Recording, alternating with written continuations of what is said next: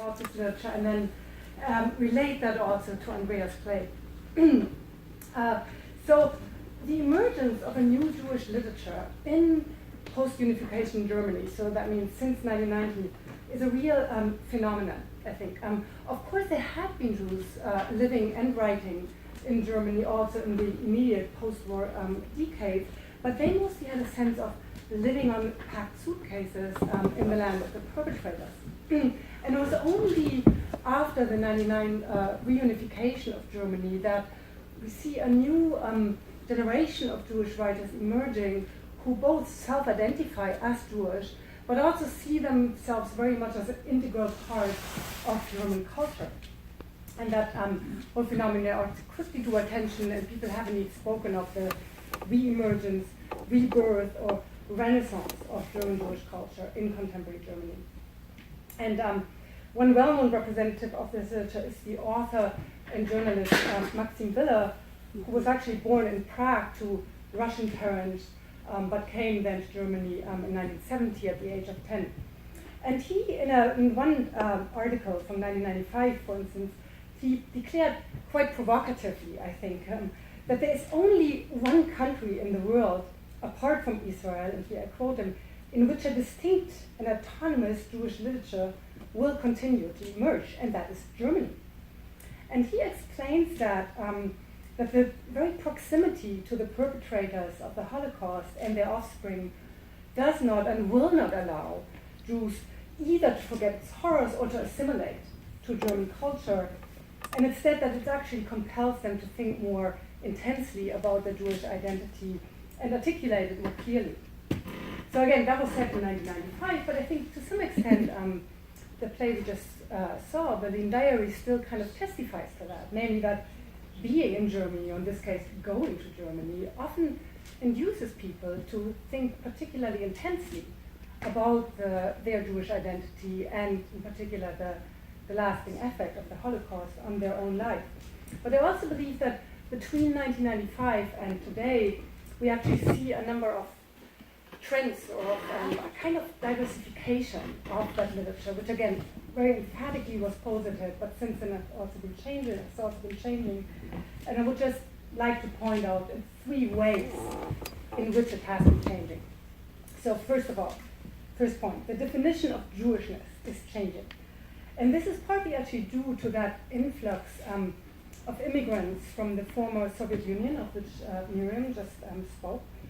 Because although they actually came to Germany explicitly as so-called Jewish quota refugees, so you had to be recognized as Jewish to come through this particular immigration route, the new immigrants often had barely any connection to Jewish traditions. In addition, they actually often came from mixed backgrounds, mixed families, which meant that the Jewish communities often didn't recognize them as Jewish. So this whole influx, and indeed the numbers are enormous. Between 1990 and 2004, 200,000 Russian Jews emigrated to Germany, and before that only 30,000 had been living there. So that's an enormous influx. And I think that whole influx ushered kind of in a process of reorientation and reconsideration of what means to be Jewish in Germany. And I can just give you one example from among the authors that we interviewed, Myrna Funk, who's actually not of Russian Jewish background, but of Eastern German. When we asked her whether she considers herself a Jewish author, she said that initially, actually, she hadn't done that. And she published in 2014 a book called Winternähe, or Winter's Nearness, which is very much a reflection on anti-Semitism, was very much, I think, perceived as a Jewish book. But when we asked her about it again, she said initially she hadn't actually considered herself a Jewish author, in part because only her father is Jewish, so she doesn't fit the matrilineal definition of Jewish identity.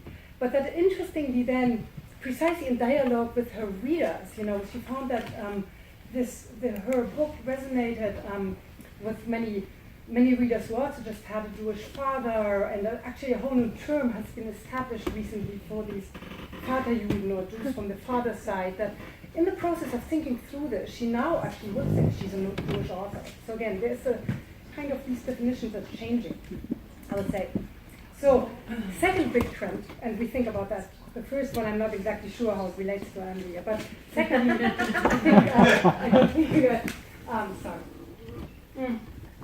I think that also the notion of German literature is broadening or is expanding. Actually, we habitually think of German literature as literature that is written in the German language. However, today's Berlin is a place of many languages, and the linguistic diversity of its Jewish community is actually also reflected in its media. For instance, the newsletter of the Jewish community in Berlin is now a bilingual paper that's published in Russian and German simultaneously. In addition to that newsletter, Berlin has a German language, Jewish Weekly, the Jüdische Zeitung, a bilingual Hebrew-German radio station called Berlin, and also a Russian language Jewish newspaper, the Evrazskaya Gazeta. And in the last few years in particular, we have also seen, I think, in parallel to that, the emergence of a new kind of transnational and multilingual literature that is nevertheless intimately connected to the place of Berlin. And here I would say that reading Berlin Diary can be kind of considered part of this phenomenon, because it was co-founded by a German institution. It was first performed in an English language theater in Berlin, and it actually incorporates also some German from the diary into the play, which means it carries in its very form a reminder of its German origins, right, which might have puzzled those of you who don't know the language. So I think that conventional notions of a national or German literature do not get at this new sort of transnational dimension of literature. So, and the third big change is, I think that the place of Holocaust remembrance in that literature is shifting. The memory of the Holocaust has really been the central theme, both of the so-called first generation writers, which means those are those who survived either in the camps or in other countries or in hiding, and also of the second generation writers who had to confront this long-standing silence around the Holocaust in post-war Germany. Now, I think that this centrality is much less obvious in the most recent German Jewish writing. For instance, for many Jewish authors from the former Soviet Union, Stalinist terror, the anti-Semitic campaigns of the communist regimes, and the inter-ethnic conflicts following the collapse of those regimes are sort of more immediate historical reference points. To cite one example, one big bestseller in Germany was Olga Grasnova's 2012 novel that has been just translated into English as All Russians Love Birch Trees. And in that book, the narrator says at some point, officially, we were part of a contingent of Jewish refugees that were allotted to strengthen the Jewish communities in Germany. But our immigration had nothing to do with Judaism and everything to do with Nagorno-Karabakh. And now that's a place name that would not be familiar to most German readers, but then we learn that it is a region in the Caucasus and the site of a civil war between Armenians and Azerbaijan during the 1990s. And it was the violence witnessing that inter-ethnic conflict that profoundly traumatized the narrator. And interestingly, this inter-ethnic conflict also evokes the massacre of Armenians during the First World War, which is often thought of to be a precursor of the Holocaust. So in other words, I don't claim that the Holocaust no longer matters in Grasnova. Actually, it matters a lot, but she engages in what the critic Michael Rothberg has very helpfully, I think, recently termed multi-directional memory. That is, there's a connection established between different historical traumas. And I wonder if something similar actually happens in Berlin Diary when Andrea, the protagonist, briefly thinks about the fate of Native Americans, Black Americans, or Black slaves, and Japanese Americans in the US. Or when she remarks at some point, lots of genocides happen, this isn't special, you're not special. Now I think obviously, especially after seeing the play, it is more easily interpretable as a symptom of psychical denial here, right? Because to her family, of course, the Holocaust is very much central, but still I think there is sort of at least an allusion here to that multi-directional memory. And I think we have little time. I wanted to close with some very brief thoughts about interesting ambiguities in the play that I find, with respect to Holocaust memory, particularly interesting, maybe just to open up debate. So I found very interesting that so much survivor testimony, Max's diary seems to have been composed with a purpose in mind, right? Especially at the very end you learn that. And that purpose is to establish some kind of continuity in the family, to keep the family connected. And one question that arises for me is, why has the diary so obviously, up to now, not fulfilled that purpose, right? Why couldn't it live up to that? And in that regard, I find that very interesting that it seems that the family had to choose at some point between giving the diary to the Holocaust Museum, where it would be a useful historical document, or keeping it in private possession, where it might be more likely to fulfill that purpose of connecting people. But to me, the open ending of the Berlin diary suggests that these two different forms, the public and the private, are actually kind of connected. That it's precisely only when the survivor testimony is publicly acknowledged and validated that it ultimately can reach its private addressees in new ways, can function in that way, that maybe it reconnects people also in their private lives to their family. And the other interesting ambiguity I thought was there in the play was that that's actually what Andrea actually looks for in Berlin. That on the one hand, and I say now Andrea, the protagonist, the protagonist goes to Berlin clearly in search of the rich family life that Max once experienced with, right? On the other hand, she has at least an inkling of what the diary leaves unspoken, namely that so many relatives actually disappeared and died in the Holocaust, right? So I feel it's really that she's both in search of life and in search of death. And I also find interesting that she really needs to be in Berlin to get concrete evidence for both, right? To see the apartments in which her relatives have lived, but also to see and be in those arcane archives in which she finds documentation evidence of the death. And I just wonder what it means that Berlin is simultaneously sort of a reminder of the life of Jews and the death of Jews. Yeah. Thank you.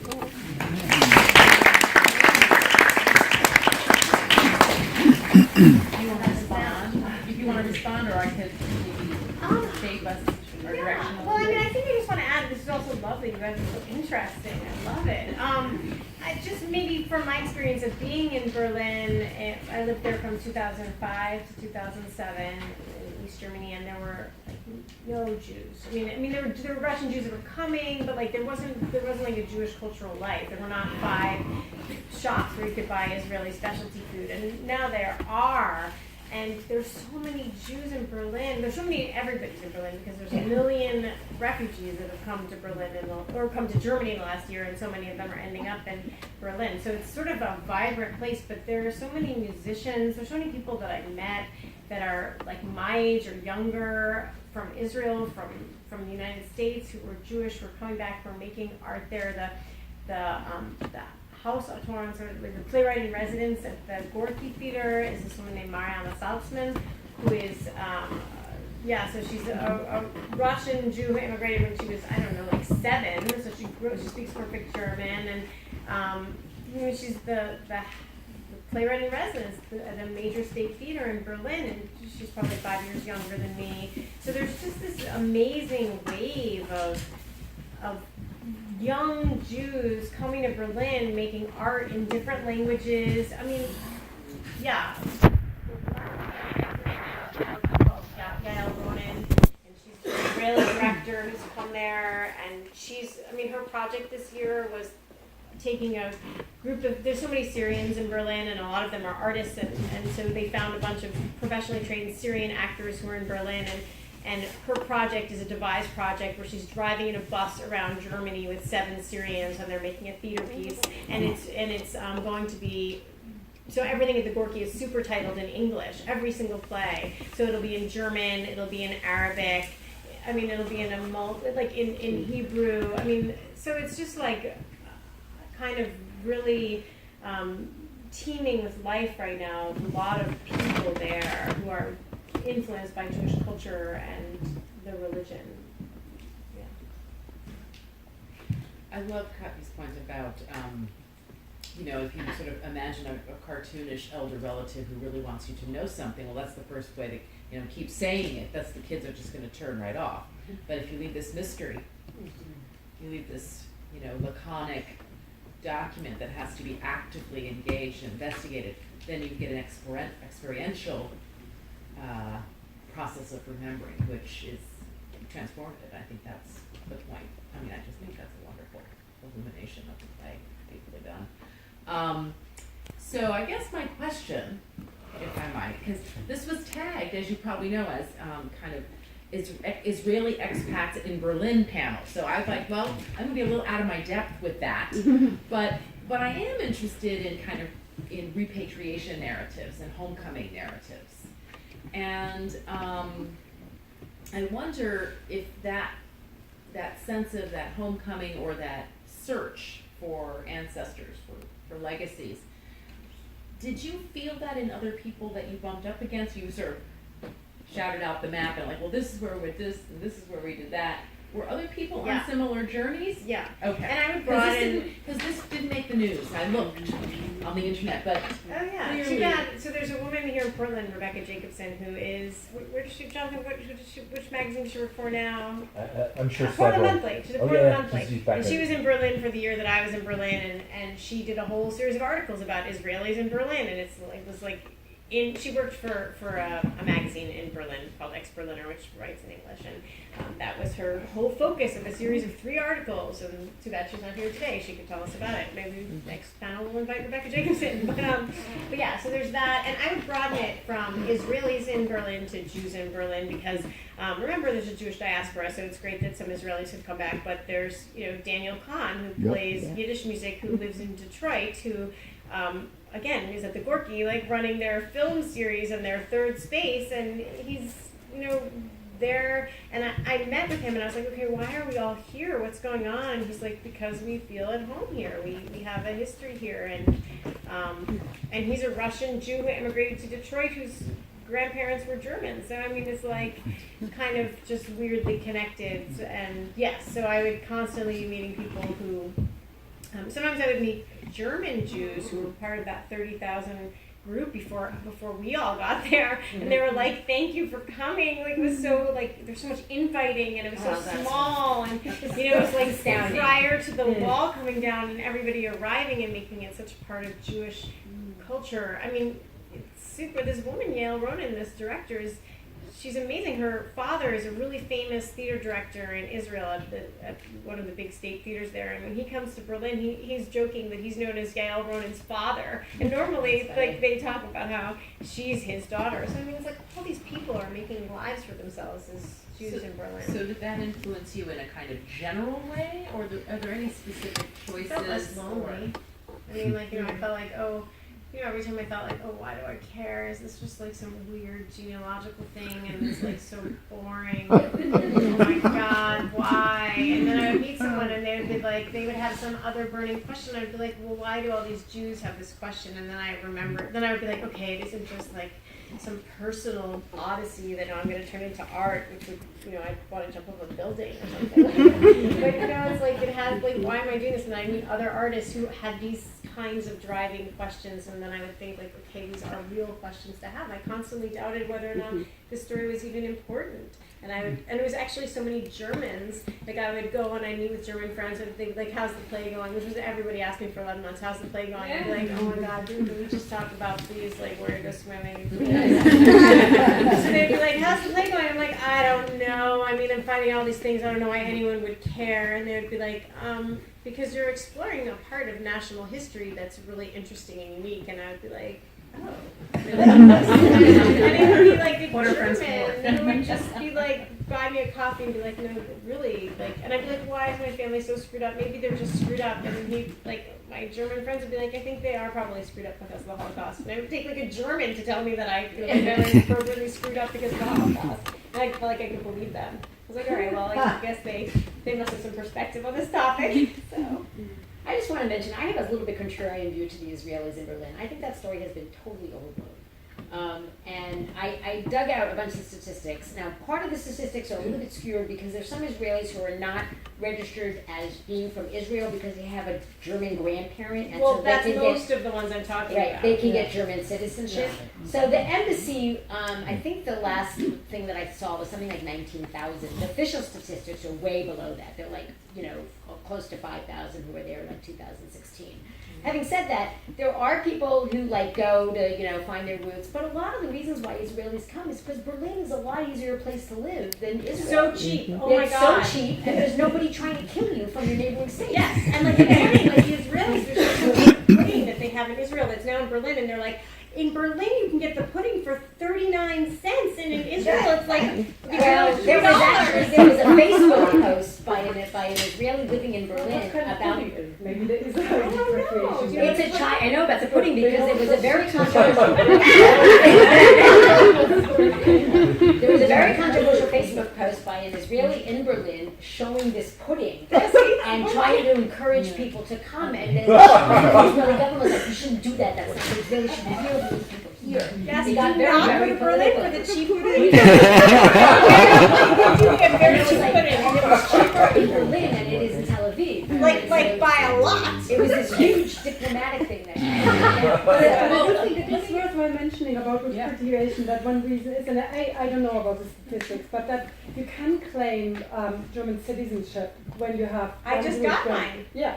I just got mine in October. And that is partly to do with the German citizenship laws, which you can always kind of claim German citizenship if you have some German ancestors, but particularly if you, you can. No, only to your grandparents, and only if they emigrated because of, if they just emigrated because they wanted to leave, you're out of luck. If your grandparents were German and they emigrated, but if they emigrated underneath National Socialism, then of course it looks like some kind of, they're being forced, and then you can claim it, but otherwise you just can't have a German relative. Unless, you need an immediate parent. Yes, and up until 1983 it had to be a father. Yeah, Here's where I came in on this, because I thought repatriation to Germany. Well, how does this work? And I thought, I know Spanish European history. I don't cross the Pyrenees. And Spain pulled something in 2015 to have the Sephardim, or of distant ancestry, 500 years later.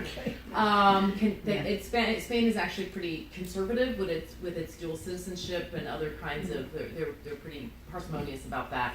But in 2015, they changed this law. They passed a law that had been floated for a few years to kind of, acknowledge this code. And so it was a little bit, self-serving in the sense that it's good PR, but also only people with resources are going to be able to really take this care of this kind of undertaking. Portugal then came in with a much more liberal one, and basically all the Spanish Jews who had to leave went through Portugal, and even if you were Jew, went to and then Portugal, they would rewrite. Well, very interesting, but we're up on here. very interesting. Well, I dug a little deep, and I thought, well, Germany is such an economic. Well, so where does this law come from? Well, I was shocked to learn that in 1954, this Jews of German ancestry law was passed, so relatively quickly after the war, as a kind of non-monetary reparations, really, and then this whole institution around reparations for Jews from Germany, which I had sort of gotten pieces in the headlines over the years as an adult, but it's a major sort of industry of the German state.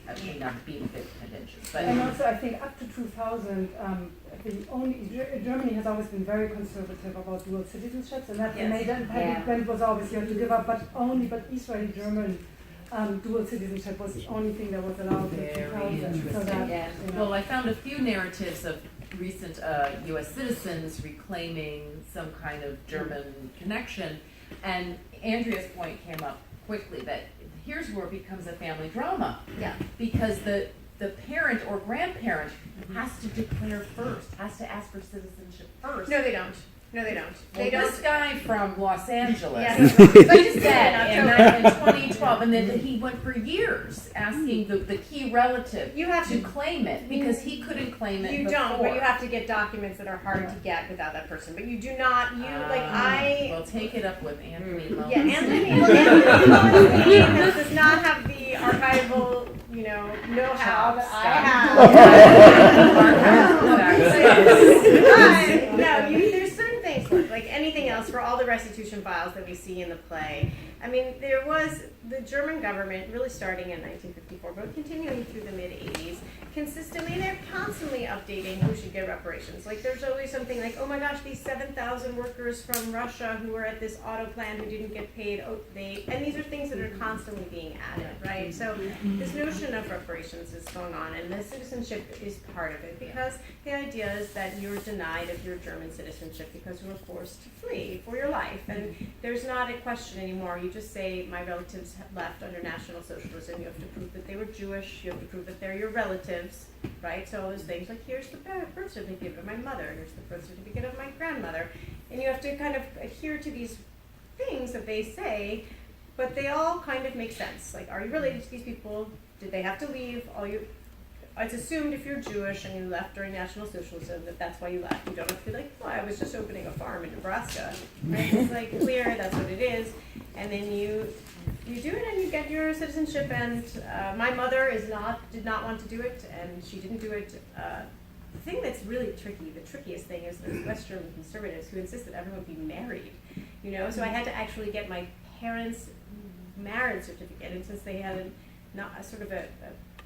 upsetting divorce, it's very difficult to get that document for my mother. And actually, the biggest holdup was that in the New York marriage records, only till something goes public, which is like 30 years after the marriage, because it's become part of the public record, can you request the documents, unless you have the buy-in from the person who's on that record.